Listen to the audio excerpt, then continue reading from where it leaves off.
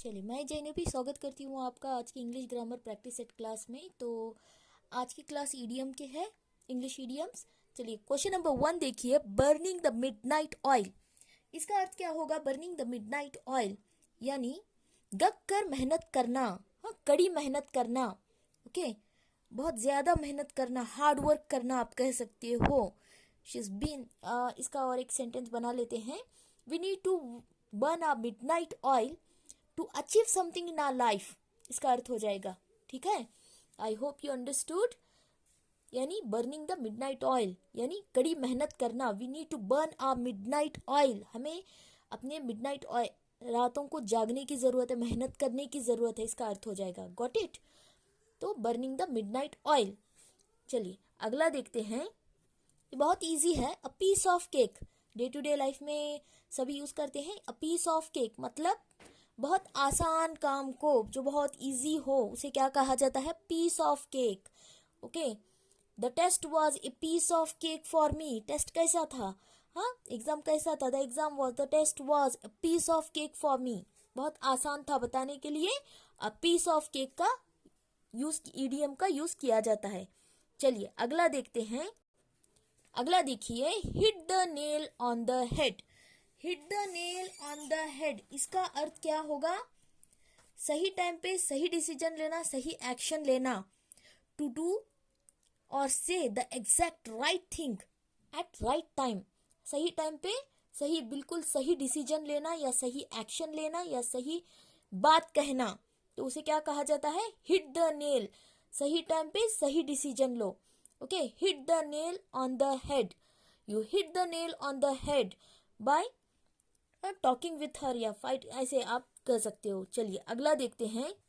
Fourth one देखिए, let the cat out of the bag. Let the cat out of the bag यानी किसी का राज खोलना, accidentally किसी का भी राज खोलना, तो उसे क्या कहा जाता है? Let the cat out of the bag.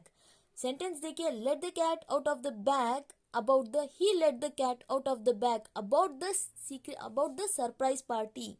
ठीक है, उसने सीक्रेट्स को रिवील कर दिया, बता दिया पार्टी वाले, सरप्राइज पार्टी के सीक्रेट को। ठीक है, इसका अर्थ होगा सीक्रेट, राज बता डालना। ठीक है, एक्सीडेंटली बता डालना। Let the cat out of the bag. अगला देखते हैं, एप्पल ऑफ वंस आई। इसका अर्थ क्या होगा? आंखों का तारा, दुलारा।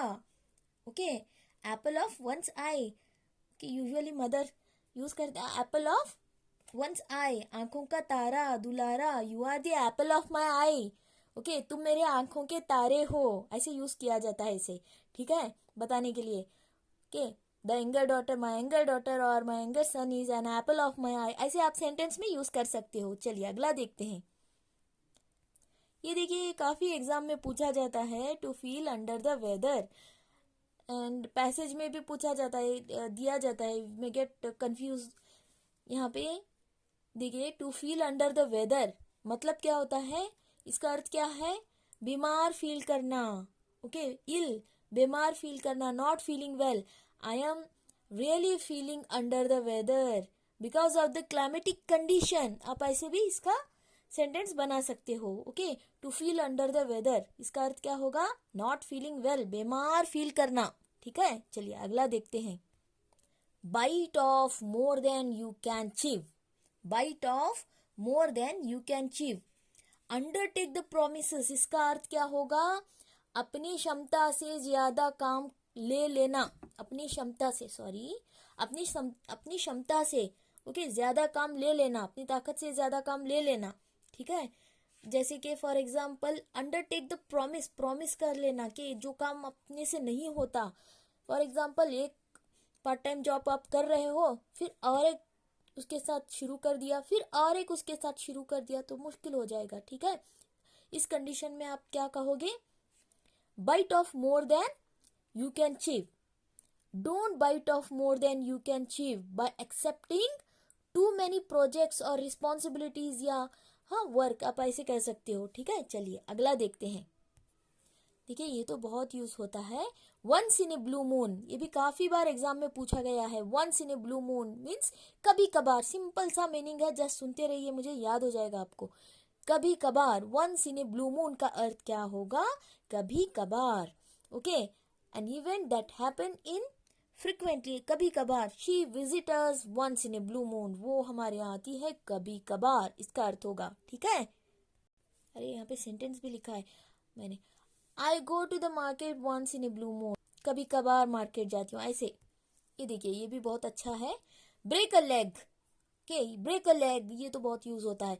Break a leg, okay, means good luck, motivate करने के लिए कहा जाता है। Break a leg Gita, I am sure you can do it, you can achieve, you can perform well, ऐसे आप यूज कर सकते हो। ठीक है, एंड काफी बार एग्जाम में भी पूछा जाता है ब्रेक अ लेग इडियम का क्या अर्थ होता है। ठीक है, ऑप्शंस में दिया गया होता है, तो you have to tick the right answer कि गुड लक होता है इसका आंसर।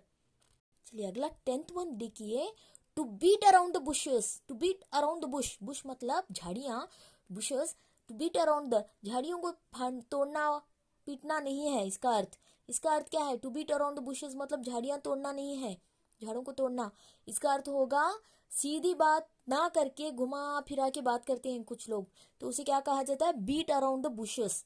ठीक है, stop beating around the bushes, sentence क्या है देखिए यहाँ पे, बहुत अच्छा सेंटेंस है। Stop beating around the bushes and tell you what you want, what you really think, what you want to say. ठीक है, अगला देखते हैं, इसका अर्थ क्या होगा? घुमा फिरा के बात करना, बीट अराउंड द बुशेस। चलिए अगला देखते हैं, the best of both the world, the best of both the world, इसका मीनिंग क्या होगा? Okay, the best of both the world, अर्थ क्या होगा? Enjoy two different opportunities at the same time, एक ही टाइम पे दो डिफरेंट अपॉर्चुनिटीज को इंजॉय करना। ओके, दो डिफरेंट अपॉर्चुनिटीज को एट अ टाइम इंजॉय करना। यहाँ पे देखिए सेंटेंस क्या दिया है मैंने, क्या लिखा है सेंटेंस देखिए यहाँ पे, working from home gives me the best of both the worlds. Okay, flexible and comfortable, okay, flexible and comfortable, यानी दो अपॉर्चुनिटीज को एंजॉय करना एट द सेम टाइम। तो इसका क्या होगा यहाँ पे? इसका अर्थ क्या होगा? द बेस्ट ऑफ, इसका ईडियम का अर्थ क्या होगा? दो अपॉर्चुनिटीज को एट ए टाइम एंजॉय करना, the best of both the world. ठीक है, enjoy two different opportunities at the same time. चलिए अगला देखते हैं 12th one, go the extra mile, go the extra mile, इसका अर्थ क्या होगा? Make special effort to achieve something, extra effort डालना। ओके, एक्स्ट्रा एफर्ट डालना, कुछ अचीव करने के लिए एक्स्ट्रा एफर्ट डालना, तो उसे क्या कहा जाता है? Go the extra mile. She always go the extra mile to help her client, to help her children, help her students, ऐसे आप कह सकते हो, to help others. Okay, go the extra mile, extra effort डालना, ज्यादा मेहनत करना, ज्यादा एफर्ट डालना, ज्यादा कोशिश करना। 13th वन देखिए, in hot water, in hot water, ये भी काफी बार पूछा गया है। इन हॉट वाटर इडियम का अर्थ क्या होगा? मुश्किल में पड़ना, मुश्किल में पड़ जाना। ओके, प्रॉब्लम में आना। He was in hot water after missing the train, okay, मुश्किल में आ गया। हाँ, इसका अर्थ होगा इन हॉट वाटर का अर्थ, यानी मुश्किल में आ जाना। 14th वन देखिए, the ball is in your court, the ball is in your court, इसका अर्थ क्या होगा? इसका अर्थ होगा अगला डिसीजन अब तुम्हारे हाथ में है, अब तुम्हारी चाल है, अब तुम्हें चाल चलना है या तुम्हें डिसीजन लेना है। Okay, the ball is in your court मतलब अब तुम्हारे हाथ में है अगली बात। ओके, अगला डिसीजन तुम्हारे हाथ में है या तुम्हारे हक में होगा। I have done all I can, now the ball is in your court, मैंने कर दिया जो कुछ मैं कर सकती थी, अब आगे डिसीजन तुम्हारे हाथ में है। The ball is in your court मतलब अब तुम्हारा काम है, अब तुम्हारा डिसीजन होगा, आगे जो भी होगा तुम्हारे हाथ में है। ठीक है, इसका अर्थ होगा इन दैट कंडीशन, उस कंडीशन में आप ये यूज कर सकते हो, एंड इसका अर्थ यही होता है, याद रखिए। हाँ, अब फैसला तुम्हारे हाथ में है। ठीक है, या आप कह सकते हो अगला डिसीजन तुम्हारे हाथ में है या तुम्हारी चाल चलना है अब तुम्हें। The ball is in your court का अर्थ होगा। यहाँ पे देखिए, every cloud has a silver lining, इसका अर्थ क्या होगा? हर बुरे वक्त के बाद अच्छा समय आता है, इसका अर्थ होगा हर बुरे वक्त के बाद अच्छा समय आता है. Okay, good things comes after the bad things. इसका अर्थ होगा good things comes after the bad things.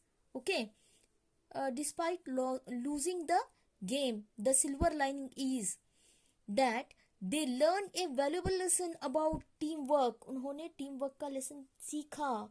एक बुरे वक्त के बाद कुछ ना कुछ तो सीखा. ठीक है. Even in the bad situation you can be positive. आपको पॉजिटिव होना चाहिए. किसी भी बैड सिचुएशन के बाद अच्छा समय आता है. तो ये इसका अर्थ होगा. Okay, every cloud has a silver lining. हर बुरे वक्त के बाद अच्छा समय आता है, इसका अर्थ होगा. अगला देखिए,